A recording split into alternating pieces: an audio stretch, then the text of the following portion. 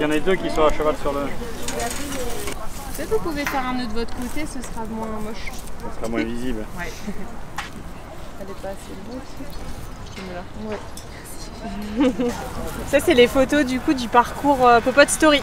C'est les habitants de Senon qui ont participé à un parcours de sensibilisation autour de la cuisine, de l'alimentation de bonne qualité, avec des ateliers de cuisine, avec des ateliers autour de l'alimentation et le climat, qui ont collectivement réfléchi autour de l'alimentation durable et de qualité, et qui aujourd'hui du coup vont cuisiner et s'affronter pacifiquement devant un chef de professionnel de la cuisine qui va départager quel est le meilleur plat et le meilleur dessert.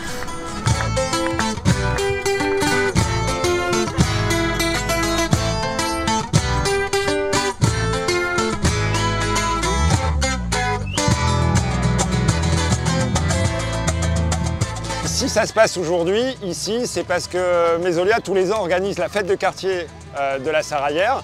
Et il nous paraissait intéressant de proposer le concours cuisine, en fait, qui est la finalité du projet Popote Story. Pour mobiliser les habitants, c'est bien de proposer ce concours pendant la fête de quartier.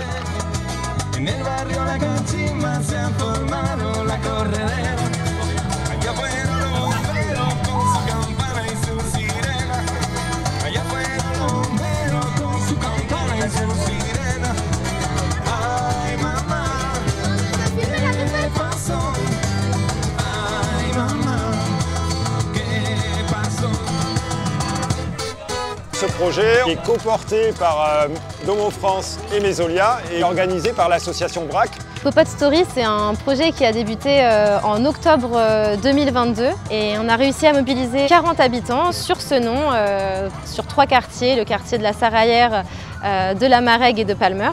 L'idée, c'était en fait d'accompagner ces habitants par groupe à se questionner sur leurs habitudes alimentaires. Donc il y a eu plusieurs ateliers thématiques, des ateliers pour comprendre en fait l'impact de notre alimentation sur le climat, des ateliers de jardinage et puis aussi des ateliers de diététique. Et ensuite des ateliers de cuisine pour préparer le concours cuisine. C'était 6 mois de préparation pour ce concours avec ces 40 habitants de Senon. Ce projet, effectivement, il est mené en partenariat avec les bailleurs, mais il ne pourrait pas se faire sans VRAC, qui avait quand même toujours en tête le fait d'améliorer la vie dans les quartiers, de tisser des liens. Et en fait, le sujet de l'alimentation peut fédérer de nombreux habitants. Le cœur du projet de l'association, c'est de favoriser les groupements d'achat dans les quartiers prioritaires. Donc on vend des produits qui sont bio, locaux, à prix coûtant, donc sans marge. Tous nos produits sont vendus en vrac.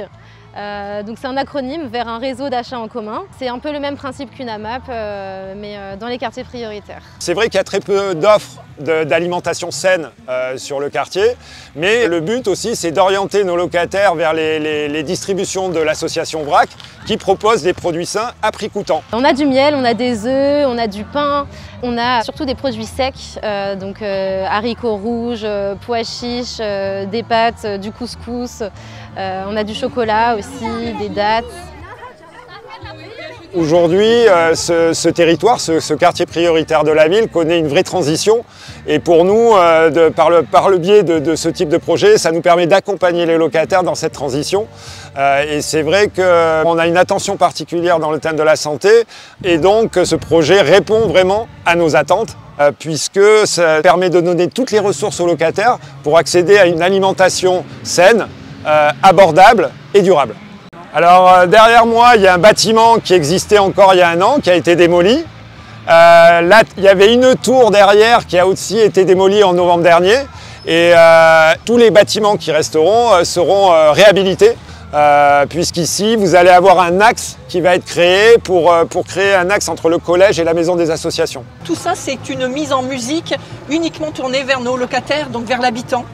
Donc c'est étape par étape, c'est des changements de comportement. Écoutez, voilà, ça prendra du temps, mais en tous les cas, on impulse des choses positives dans les quartiers.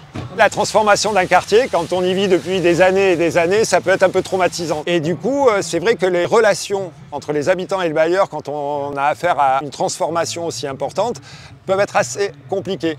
Et par le biais de ces événements, on recrée le lien bailleur-locataire de manière assez intéressante parce que ce soir, en fait, on n'a pas eu de locataires qui sont venus nous voir pour les travaux, mais pour nous remercier d'apporter des choses positives sur le quartier.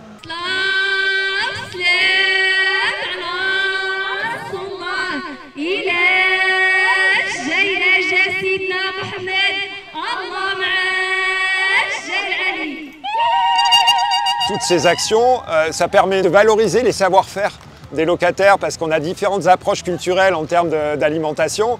Et c'est vrai que les équipes qui ont été créées ont permis de proposer des recettes assez intéressantes. Et d'ailleurs, ces recettes, on a réussi à créer un livret. Il rend hommage à tout le travail qui a été fait durant plusieurs mois.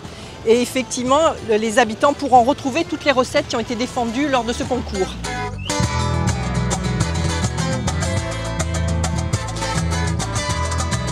Il y aura une deuxième et une troisième édition Pop-Up Story sous une autre forme. On voulait aller plus loin sur le sujet de l'alimentation. Donc là, l'idée, ça va être de travailler sur les idées reçues qu'on a autour de l'alimentation. On va commencer dès octobre et il y aura quand même une fête pour présenter le résultat l'été prochain.